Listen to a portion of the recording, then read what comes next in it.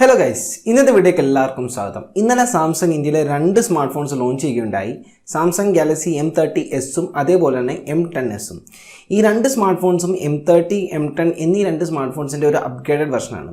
M30s പറ്റി നമ്മൾ നേരത്തെ ഒരു വീഡിയോ ചെയ്തിട്ടുണ്ട്. അതുകൊണ്ട് തന്നെ നമ്മൾ ആ ഒരു ഫോണിനെ പറ്റി നമ്മൾ ഈ ഒരു വീഡിയോയിൽ പറയുന്നില്ല. നമ്മൾ ഈ ഒരു വീഡിയോയിൽ M10s പറ്റിയാണ് പറയാൻ ഉദ്ദേശിക്കുന്നത്. M30s ഒരു പ്രത്യേകത എന്താണെന്ന് വെച്ചാൽ 6000 mAh ഒരു ബാറ്ററിയാണ് നമുക്ക് M30s ലഭിക്കുന്നത്.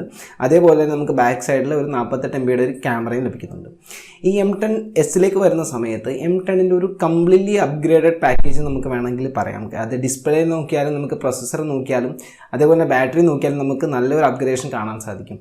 പല കമ്പനീസും അപ്ഗ്രേഡേഷൻ എന്ന പേരിൽ പറ്റിക്കലാണ് നടത്താറുള്ളത്. കാരണം എന്തെങ്കിലും ഒരു ചെറിയ ഫീച്ചർ ഇൻക്ലൂഡ് ചെയ്ത ശേഷം അപ്ഗ്രേഡഡ് വെർഷൻ ഇറക്കാറുള്ളത്. പക്ഷേ സാംസങ് ഇതിൽ നല്ലതുപോലെ ശ്രദ്ധിച്ചിട്ടുണ്ട്.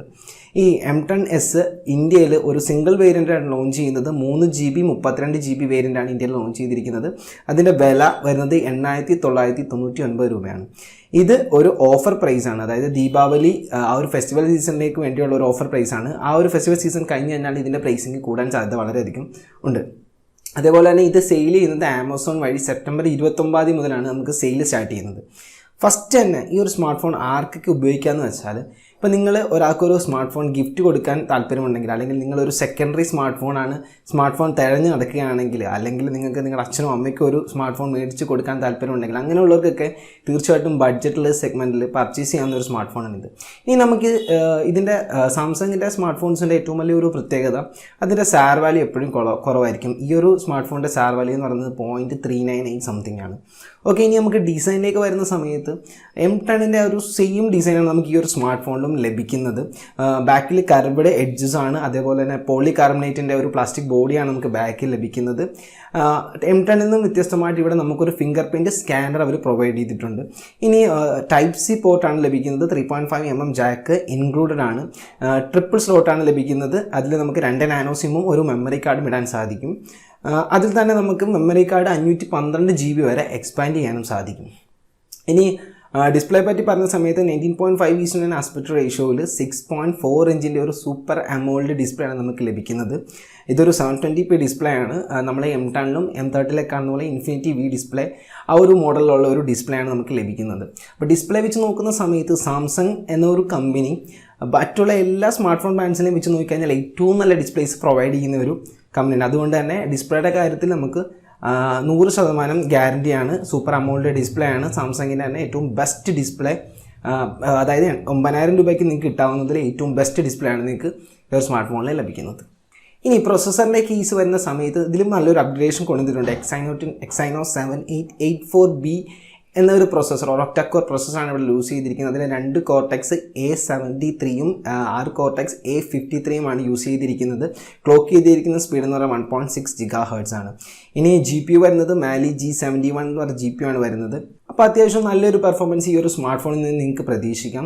അതായത് നിങ്ങളിപ്പോൾ ഗെയിമിംഗ് ഒക്കെ ഓറിയൻറ്റഡ് ആണെങ്കിൽ നിങ്ങൾക്ക് അത്യാവശ്യം ഒരു മിനിമൽ ഗെയിംസൊക്കെ തീർച്ചയായിട്ടും കളിക്കാൻ സാധിക്കും. അൾട്രാ ഗെയിമിംഗ് ഉള്ള ആൾക്കാരൊന്നും തീർച്ചയായിട്ടും ബഡ്ജറ്റ് സെഗ്മെൻറ്റ് കൺസിഡർ ചെയ്തു പോലില്ല. അതുകൊണ്ട് നമുക്ക് ആ ഒരു അങ്ങ് ഒഴിവാക്കാം. ഇനി നമുക്ക് ഇതിൻ്റെ ബാറ്ററിയിലേക്ക് വരുന്ന സമയത്ത് നമുക്ക് ഒരു 4000 mAh ബാറ്ററിയാണ് ലഭിക്കുന്നത്. 50 വാട്ടിൻ്റെ ഫാസ്റ്റ് ചാർജർ ബോക്സിൽ ഇൻക്ലൂഡഡ് ആണ്. ഇനി ഇതിൻ്റെ ക്യാമറയെ പറ്റി പറയുന്ന സമയത്ത് ബാക്കിൽ നമുക്കൊരു ഡുവൽ ക്യാമറ സെറ്റപ്പാണ് ലഭിക്കുന്നത്. അവിടെ 13+5 MB ഡുവൽ ക്യാമറ സെറ്റപ്പാണ്. 13 MB ഒരു പ്രൈമറി സെൻസർ, അപ്പർച്ചർ വരുന്നത് f1.9, 5 MB ഒരു അൾട്രാ വൈഡ് ആംഗിൾ ലെൻസ്, അതിൻ്റെ വ്യൂവിങ് ആംഗിൾ 120 ഡിഗ്രിയാണ്. ഇനി നമ്മുടെ ക്യാമറയിൽ നൈറ്റ് സ്കേപ്പും അതേപോലെ പോർട്രേറ്റും കാര്യങ്ങളൊക്കെ തന്നെ ഇൻക്ലൂഡഡ് ആണ്. നിങ്ങൾക്ക് വീഡിയോ റെക്കോർഡിംഗ് 1080p വരെ വീഡിയോ റെക്കോർഡ് ചെയ്യാൻ സാധിക്കും. ഇനി ഫ്രണ്ടിലേക്ക് വരുന്ന സമയത്ത് നമുക്ക് 8 MB ഒരു സെൻസറാണ് അവിടെ ലഭിക്കുന്നത്. അപ്പർച്ചർ വരുന്ന f2.0 ആണ്. പോർട്രേറ്റ് ഇനേബിൾഡ് ആണ്. ഇനി ബാക്കിയുള്ള ഫീച്ചേഴ്സും സാധാ സാംസങ്ങിൽ ലഭിക്കുന്ന ഫീച്ചേഴ്സ് എല്ലാം തന്നെ നിങ്ങൾക്ക് ഈ ഒരു സ്മാർട്ട് ഫോണിലും ഇൻക്ലൂഡഡ് ആണ്. പിന്നീട് നിങ്ങൾക്ക് ഇതിൽ ഗൂഗിൾ ക്യാം സപ്പോർട്ട് ചെയ്യുന്ന ഒരു ഡിവൈസാണ്. ഗൂഗിൾ ക്യാം ഇൻസ്റ്റാൾ ചെയ്യാൻ സാധിക്കും. അപ്പോൾ ഓവറോൾ നോക്കിക്കഴിഞ്ഞാൽ നിങ്ങൾക്ക് 10,000 രൂപയ്ക്ക് എടുക്കാൻ സാധിക്കുന്ന ഇപ്പം നിലവിലുള്ള സ്മാർട്ട് ഫോൺസിൽ വെച്ച് നോക്കുന്ന സമയത്തും ഏറ്റവും ബെസ്റ്റ് എന്ന് നമുക്ക് വേണമെങ്കിൽ ഈ ഒരു സ്മാർട്ട് ഫോണിനെ വിളിക്കാം. Samsung Galaxy M10s.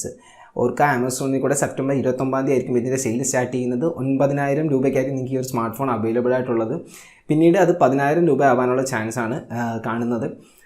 അപ്പം നമ്മൾ ആദ്യം തന്നെ പറഞ്ഞു ആർക്കൊക്കെയാണ് ഈ ഒരു സ്മാർട്ട് ഫോൺ യൂസ് ആവുന്നതെന്നുള്ളത്.